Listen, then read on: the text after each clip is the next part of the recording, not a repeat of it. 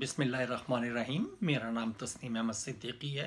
मैं अपने कॉलम मानो या ना मानो के साथ आपके सामने एक दफ़ा फिर हाजिर हूँ।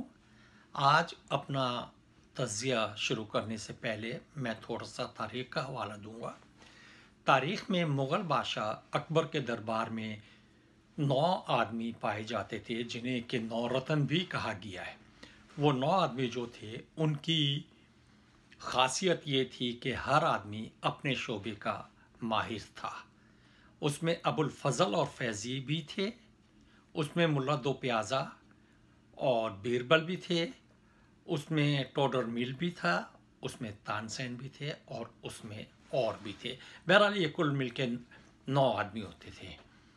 इनमें मशहूर जो थे सभी थे, लेकिन मुल्ला दो प्याज़ा और बीरबल के दरमियान मुखालफत चलती रहती थी। दोनों एक दूसरे से बाजी ले जाने के लिए काम करते थे। दोनों एक दूसरे के बात पे तंज करते थे, तनकीद करते थे, मज़ा का अंसर पैदा करते थे और इस तरह कार्य हुकूमत चलता रहता था। तो ये तो था मुल्ला दो प्याज़ा और बीरबल का कि वो अपने काम के माहिर होने के बावजूद भी एक दूसरे से सियासी मुखासमत रखते थे, लेकिन ये उनके काम में असरअंदाज नहीं होती थी। अब हम आ जाते हैं मौजूदा सूरत हाल पे। कल मैंने तज़िया किया था सुहेल उड़ाई साहब के एक मजमून का, जिसमें कि कॉलम छपा था, जिसमें कि उन्होंने उन्वान दिया था उल्टी गंगा बह सकती है। वो उल्टी गंगा बही या नहीं बही ये बात नहीं है। वो दरअसल उल्टी गंगा जो बह रही थी, उन्होंने उल्टी गंगा, एक तो उनका जो तनकीद का निशान, एक तो उनके तनकीद जो थी वो अर्तुगरल ड्रामे पे थी। सॉरी अगर मैं नाम गलत ले रहा हूँ, अर्तुगरल ड्रामे पे थी। और इसके ही तनाजुर में उन्होंने तनकीद का रुख इमरान खान की तरफ भी मोड़ा है।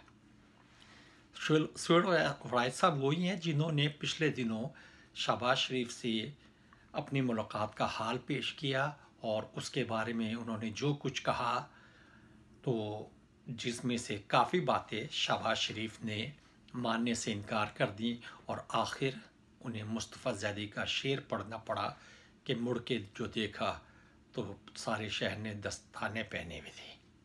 शेर कुछ ऐसा ही है, अगर मैं कुछ अल्फाज की गलती कर जाऊं तो मैं माजरत हूँ। तो ये तो कल तक का था।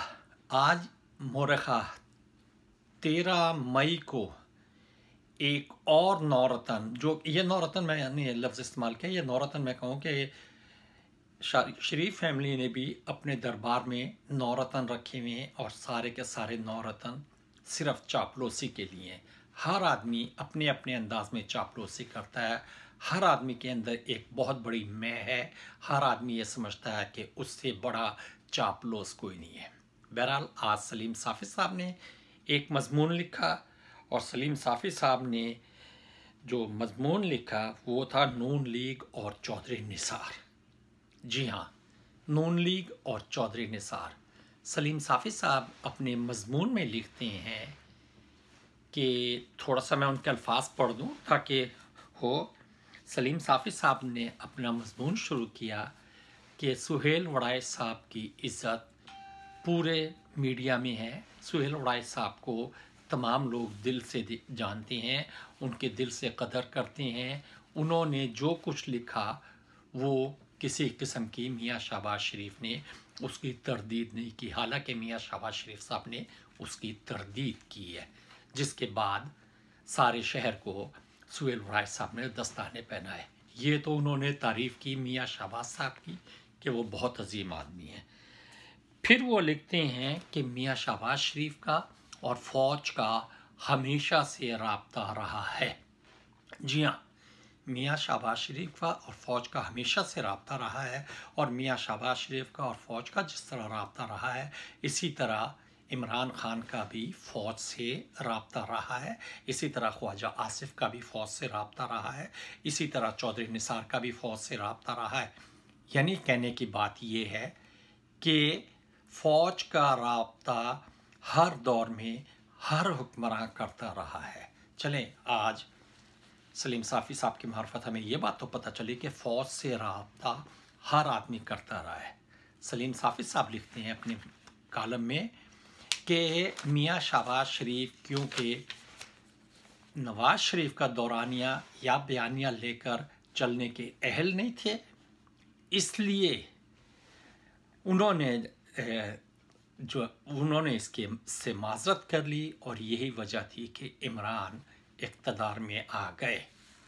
यानी कहने का मतलब ये है कि अगर मियाँ शहबाज शरीफ, मियाँ नवाज शरीफ और मरियम नवाज का बयानिया लेकर चलते, उनकी बात को आगे बढ़ाते तो और अपने भाइयों को मिट्टी पाव कर देते तो आज वज़ीर आज़म वो होते।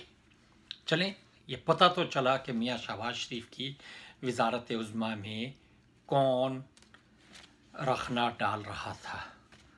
इसके बाद आगे चल के सलीम साफ़ी साहब लिखते हैं कि अब मियाँ शहबाज शरीफ का बयानिया मरियम नवाज और नवाज शरीफ से बिल्कुल मिल गया है और अगर ये कोरोना का मसला ना होता, उन्होंने जोर दिया इस लफ्ज़ पे कि अगर ये कोरोना का मसला ना होता तो इमरान खान अपनी जगह से हिल गए थे और यहाँ पर मियाँ शहबाज शरीफ साहब आकर बैठ जाते, इमरान साहब की मुद्दत मुलाजमत भी ख़त्म हो जाती। ये लफ्ज़ मुद्दत मुलाजमत ख़त्म हो जाती बड़ी आसान है।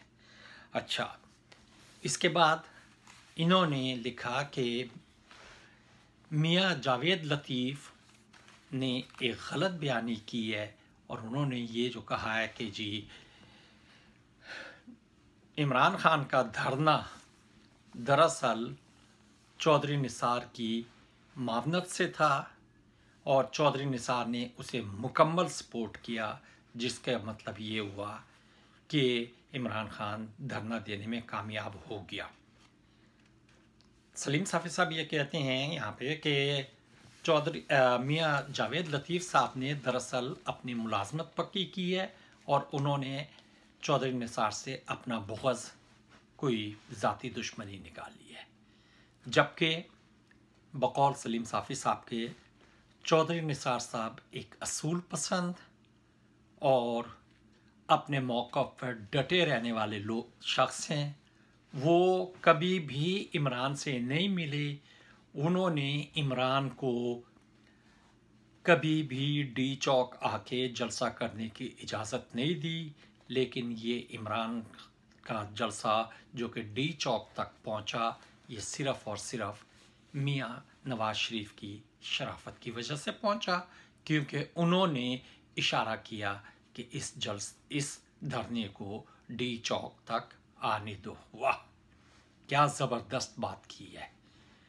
और ये कहते हैं कि मैं वहाँ पे मौजूद था और मुझे ये पता है। ये कहते हैं कि गालियाँ हमें पड़ती थी, गालियाँ मुझे पड़ती थी, गालियाँ हमें पड़ती थी, सहाफ़ियों को नहीं, सिर्फ़ इसलिए कि हम सही बात करते थे।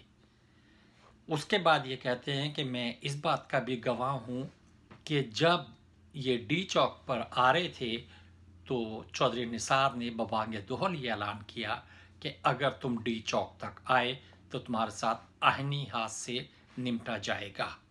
लेकिन इसके बावजूद इमरान खान आहनी हाथ से निपटने का सुनने के बावजूद डी चौक तक आए और जिस पे चौधरी निसार नाराज़ हो गए और वो इस्तीफ़ा देने वाले थे।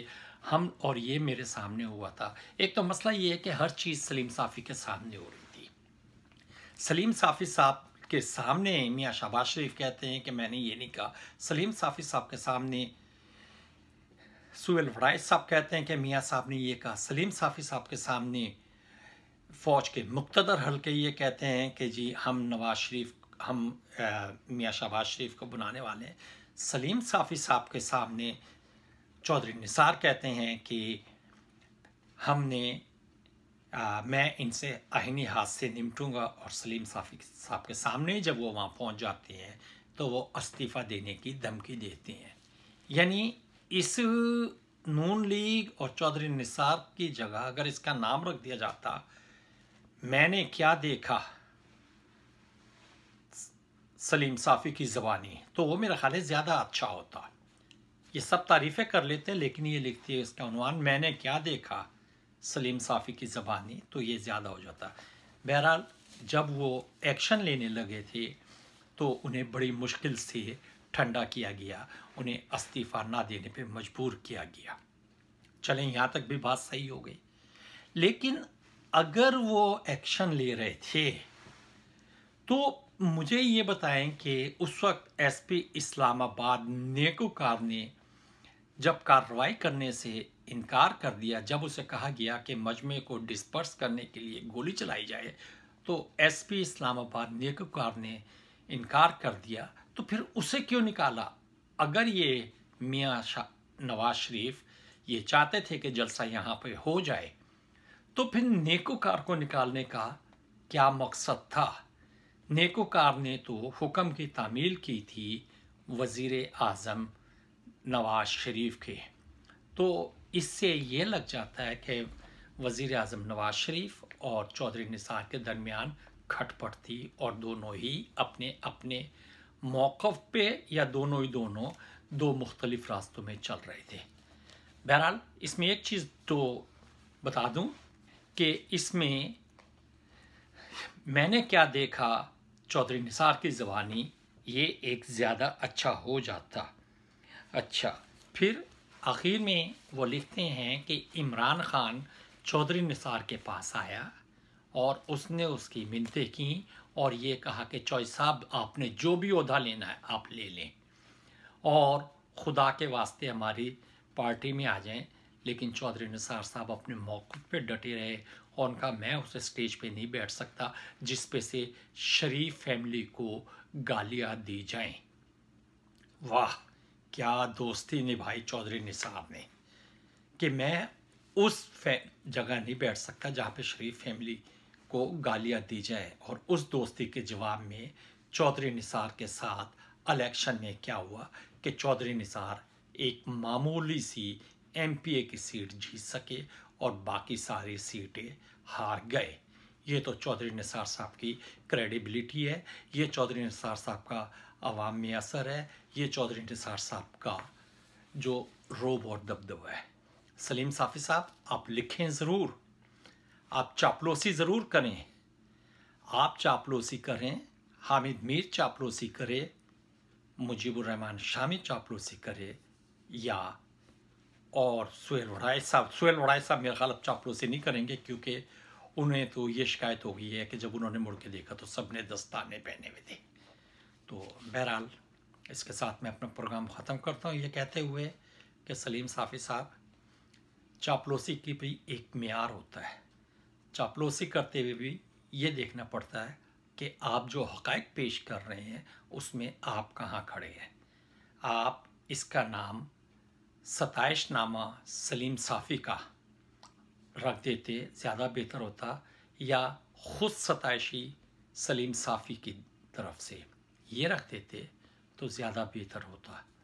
आखिर में मैं एक दफ़ा फिर ये कहूँगा कि मज़मून लिखिए लेकिन खुदा के वास्ते मज़मून लिखते हुए अखलाकियात का दामन साथ रखें, झूठ भी एक हद तक बोलें। आप अभी सियासतदान नहीं बने, आप अभी तनख्वाह खार कालम नवीस हैं, आप अभी तक पे चेक लेने वाले कालम नवीस हैं। आपको जो पे चेक मिलते हैं या जो लिफाफे मिलते हैं आप उतना ही लिखिए। इसके साथ ही मैं अपना प्रोग्राम ख़त्म करता हूँ इस दरख्वास्त के साथ कि अगर किसी ने मेरा चैनल सब्सक्राइब नहीं किया तो बराए मेहरबानी उसे सब्सक्राइब करें। अगर किसी के पास कोई सवाल है तो वो कमेंट बॉक्स में लिखे, आपका सवाल शाइस्ता हो, टू द पॉइंट हो।